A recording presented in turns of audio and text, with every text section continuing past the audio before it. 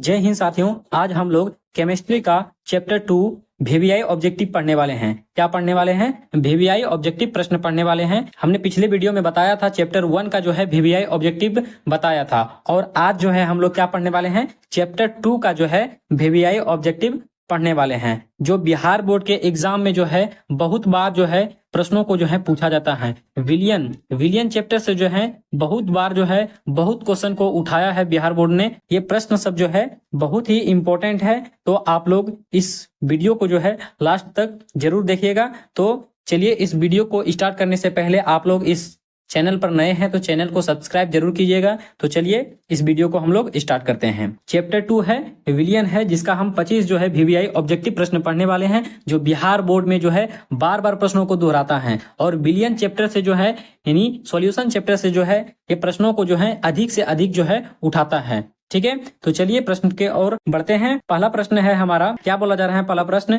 कि समप्रासरणी विलियन के बराबर होते हैं। क्या बोला जा रहा है? समप्रासरणी विलियन के बराबर होते हैं। ऑप्शन दिया गया है हमारे पास, घनत्व, नॉर्मलता, शक्ति, मोलर सांद्रण। क्या दिया गया है? घनत्व, नॉर्मलता, शक्ति, मोलर सांद्रण। तो इसका क्या हो जाएगा? इसका राइट आंसर हो जाएगा मोलर सांद्रण। डी हो जाएगा इसका राइट आंसर। क्या हो जाएगा? डी इसका जो है राइट आंसर हो जाएगा, मोलर सांद्रण हो जाएगा। ठीक है, अगला प्रश्न देखते हैं हम लोग। 2 नंबर क्या बोल रहा है? 2 नंबर, किसी विलियन के सांद्रण को व्यक्त करने का कौन सा तापक्रम पर निर्भर नहीं करता है।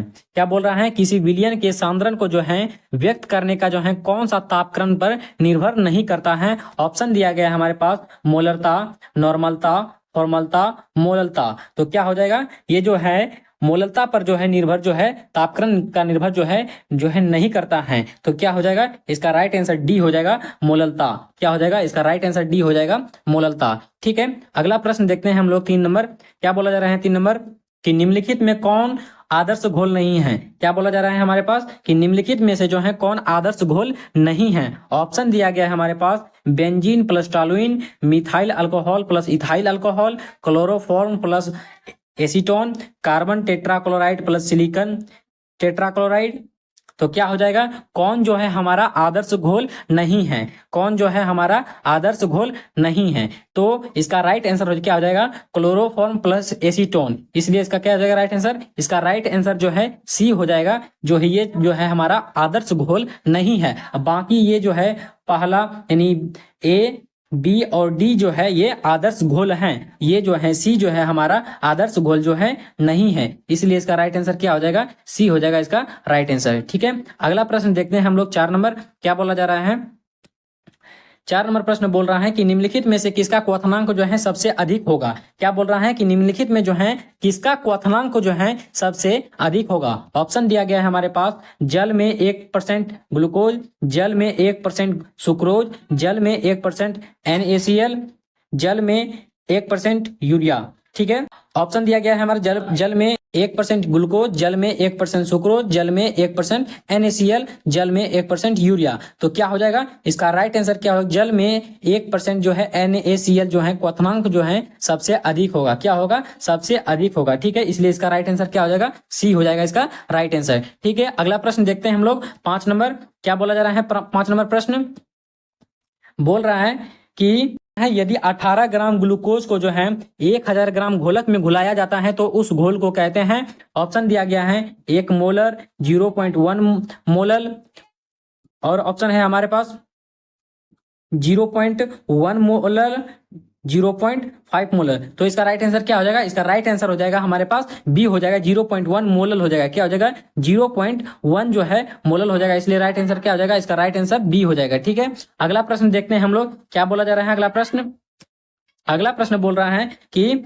0.01 मोलर ग्लूकोज विलियन की तुलना में 0.01 मोलर MgCl विलियन के हिमांक में अवनमन है। क्या बोल रहा है? विलियन के हिमांक में जो है अवनमन है। कैसा होता है? ऑप्शन दिया गया है हमारे पास, समान होता है, या लगभग दुगुना होता है, या लगभग तिगुना होता है, या लगभग 6 गुना होता है। तो क्या होता है? लगभग जो है 3 गुना होता है। क्या होता है? लगभग जो है 3 गुना होता है। तो इसलिए इसका राइट आंसर क्या हो जाएगा? इसका राइट आंसर सी हो जाएगा। ठीक है, अगला प्रश्न देखते हैं हम लोग। क्या बोल रहा है अगला प्रश्न?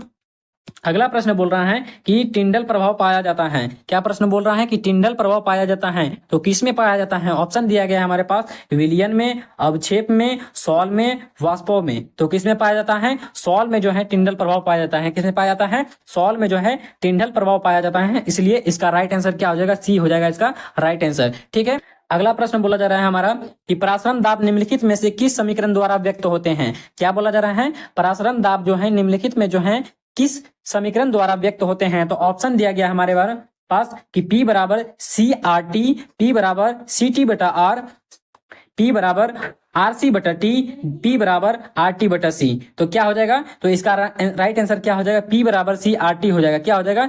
P बराबर जो है सी आर टी समीकरण द्वारा जो है जो परासरण दाब को जो है क्या करता है? सूचित किया जाता है, व्यक्त किया जाता है। इसलिए इसका राइट आंसर क्या हो जाएगा? ये हो जाएगा इसका राइट आंसर, P बराबर सी आर टी हो जाएगा। ठीक है, अगला प्रश्न देखते हैं हम लोग। अगला प्रश्न बोला जा रहा है अर्धपारगम्य झिल्ली से परासरण क्रिया में निकल पाते हैं। क्या बोला जा रहा है? अर्धपारगम्य झिल्ली से जो है परासरण क्रिया में निकल पाते हैं। तो ऑप्शन दिया गया हमारे पास, विलय के अणु, विलायक के अणु, जटिल अणु, सरल अणु। तो क्या होता है? वो जो है अर्धपारगम्य झिल्ली से जो है परासरण की क्रिया में जो है विलायक के अणु जो है क्या होते हैं? वो निकल पाते हैं। इसलिए क्या हो जाएगा? इसका राइट आंसर जो है हमारा बी हो जाएगा, विलायक के जो है अणु। क्या हो जाएगा? विलायक के अणु हो जाएगा। ठीक है, अगला प्रश्न देखते हैं हम लोग क्या है।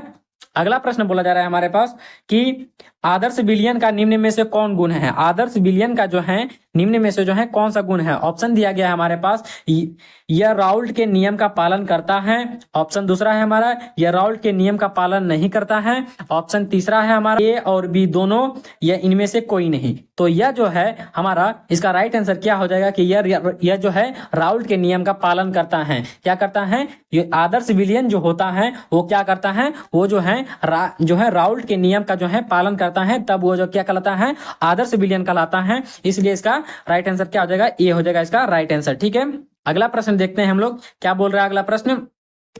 अगला प्रश्न बोल रहा है कि पहाड़ों पर जल का क्वथनांक कम हो जाता है क्योंकि? पहाड़ों पर जल का क्वथनांक कम हो जाता है क्योंकि ऑप्शन दिया गया है हमारे पास, वहां वायुमंडलीय दाब कम है, वहां तापमान कम है, वहां दाब ज्यादा है, वहां हवा ज्यादा है। तो क्या है? वहां जो है वायुमंडलीय दाब जो है कम हो जाता है। कहाँ हो जाता है? पहाड़ों पर जो है जल का क्वथनांक जो है वो कम हो जाता है क्योंकि वहां जो वायुमंडलीय दाब जो होता है वो क्या हो जाता है? वो जो है कम हो जाता है। इसलिए इसका राइट आंसर क्या हो जाएगा? इसका राइट आंसर ए हो जाएगा, वहां जो है वायुमंडलीय दाब कम है। ठीक है, अगला प्रश्न बोल रहा है हमारे पास, क्या बोल रहा है अगला प्रश्न कि निम्न में से विलयन के लिए कौन अनुसंख्यक गुण है? क्या बोल रहा है? निम्न में से विलयन के लिए कौन अनुसंख्यक गुण है? ऑप्शन दिया गया है हमारे पास, परासरण दाब, पृष्ठ तनाव, चालकता, अर्ध आयु। तो क्या होता है? विलयन के लिए कौन अनुसंख्यक गुण है? तो वो जो है परासरण दाब जो है वो अनुसंख्यक गुण है। कौन सा है?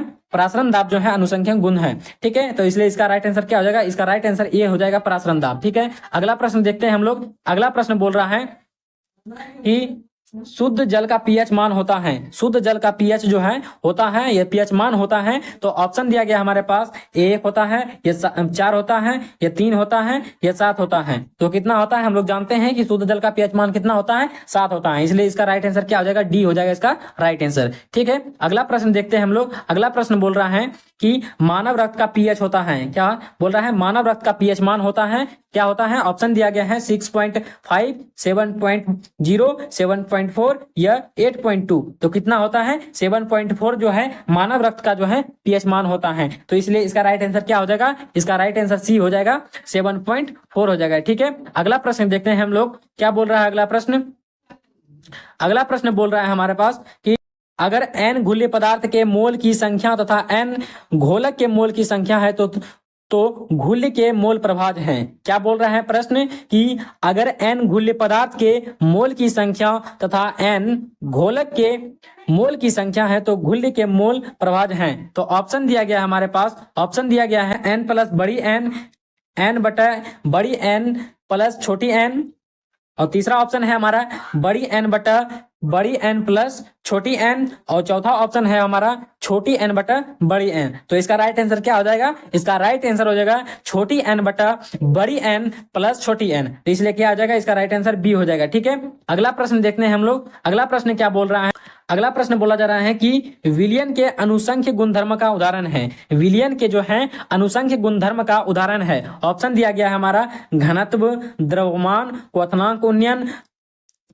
क्वथनांक उन्नयन, ताप। तो क्या हो जाएगा, ये जो विलियन के अनुसंख्य गुणधर्म का जो उदाहरण है कि वो क्या है, वो क्वथनांक उन्नयन है। क्या है हमारा, वो जो है क्वथनांक उन्नयन है। इसलिए इसका राइट आंसर क्या हो जाएगा, इसका राइट आंसर सी हो जाएगा, क्वथनांक उन्नयन। ठीक है।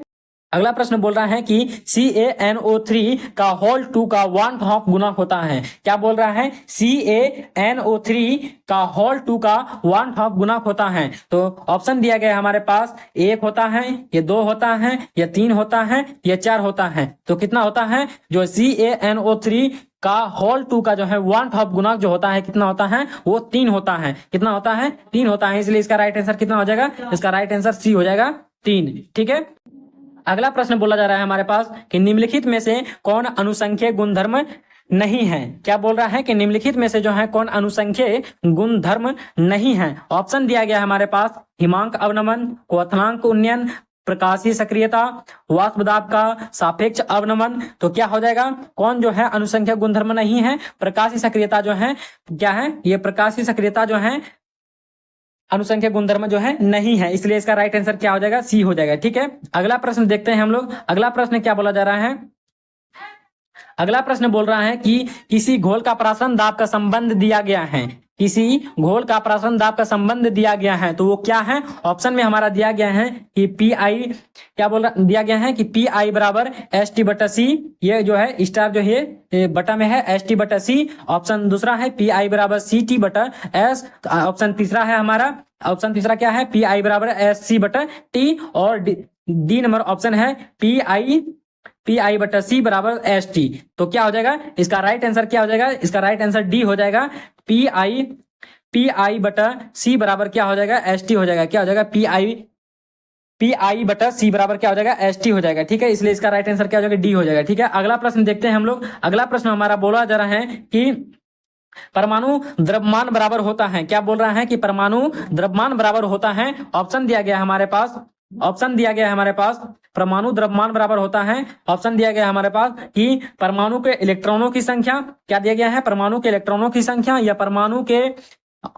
ऑप्शन दूसरा है हमारा कि परमाणु के इलेक्ट्रॉनों और प्रोटॉनों की संख्या के योगफल, या परमाणु के न्यूट्रॉनों की संख्या और प्रोटॉनों के योगफल, या इनमें से कोई नहीं। तो क्या हो जाएगा, परमाणु द्रव्यमान जो होता है वो क्या होता है, परमाणु के न्यूट्रॉनों की संख्या और प्रोटॉनों के योगफल की होते हैं। क्या होते हैं, प्रोटॉनों के योगफल होते हैं। इसलिए इसका राइट आंसर क्या हो जाएगा, इसका राइट आंसर सी हो जाएगा। ठीक है। अगला प्रश्न देखते हैं हम लोग। 21 नंबर क्या बोल रहे हैं प्रश्न हमारा कि निम्नलिखित में जो है, निम्नलिखित में से ताप द्वारा प्रभावित नहीं होता है। क्या बोल रहा है कि निम्न में से जो है ताप द्वारा प्रभावित नहीं होता है, ऐसा कौन सा है। तो ऑप्शन में हमारा दिया गया है, नॉर्मलता नहीं होता है, या फॉर्मूलता नहीं होता है, या मोलता नहीं होता है, या मोललता नहीं होता है। ये जो है ताप द्वारा प्रभावित कौन नहीं होता है, मोललता जो है हमारा ताप द्वारा प्रभावित नहीं होता है। इसलिए इसका राइट आंसर क्या हो जाएगा, इसका राइट आंसर डी हो जाएगा, मोललता हो जाएगा। ठीक है। अगला प्रश्न देखते हैं हम लोग। अगला प्रश्न क्या बोला जा रहा है हमारे पास, अगला प्रश्न बोल रहा है, अगला प्रश्न बोला जा रहा है हमारे पास कि HCl और H2O के स्थिर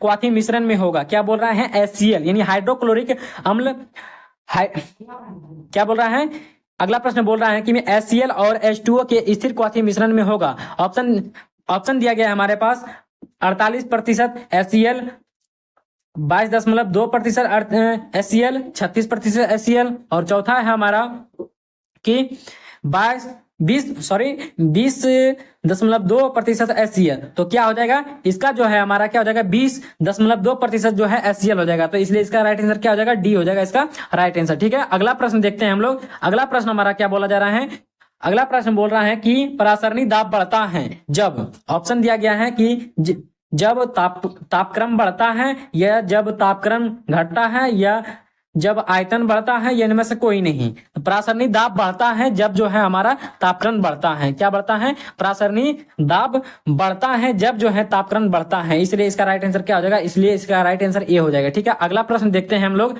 अगला प्रश्न क्या बोला जा रहा है हमारे पास कि घोलक के 1 kg में उपस्थित घुल्ले के मोलों की संख्या को कहते हैं। क्या बोला जा रहा है कि घोलक घोलक के जो है 1 केजी में उपस्थित घुले के मोलों की संख्या को कहते हैं। ऑप्शन दिया गया है हमारा मोलरता, ऑप्शन दूसरा है मोलरता, ऑप्शन तीसरा है नॉर्मलता, ऑप्शन चौथा है मोल प्रभाव। तो क्या होता है, घोलक के 1 केजी में उपस्थित घुले के मोलों की संख्या जो होता है वो क्या क्या कहलाता है, वो जो होता है मोललता होता है। क्या होता है, मोललता होता है। इसलिए इसका राइट आंसर क्या हो जाएगा, इसका राइट आंसर बी हो जाएगा, मोललता। ठीक है, अगला प्रश्न देखते हैं हम लोग। लास्ट नंबर हमारा प्रश्न है, लास्ट नंबर प्रश्न क्या बोला जा रहा है कि वैसा घोल जो एक निश्चित ताप पर संयोजन में बिना किसी प्रकार के परिवर्तन के उबलता है उसे कहते हैं। क्या प्रश्न बोला जा रहा है कि वैसा घोल होना चाहिए जो एक निश्चित ताप पर जो है संयोजन में बिना किसी प्रकार के परिवर्तन के उबलता है उसे कहते हैं। ऑप्शन दिया गया है हमारे पास एजियोट्रॉपिक मिश्रण, असंतृप्त, अतिसंतृप्त, आदर्श। तो क्या हो जाएगा, ये जो है एजियोट्रॉपिक मिश्रण जो होता है वो जो है किसी जो है बिना किसी प्रकार के परिवर्तन के उबलता है, उसी को जो है क्या बोला जाता है, एजियोट्रॉपिक मिश्रण बोला जाता है। क्या बोला जाता है, एजियोट्रॉपिक मिश्रण बोला जाता है। इसलिए इसका राइट आंसर क्या हो जाएगा, इसलिए इसका राइट आंसर ए हो जाएगा। ठीक है, इसलिए इसका राइट आंसर ए हो जाएगा। ठीक है, आज का यहीं तक हमारा प्रश्न रहता है। तो मिलते हैं आपसे अगले वीडियो में। ठीक है, तब तक के लिए धन्यवाद।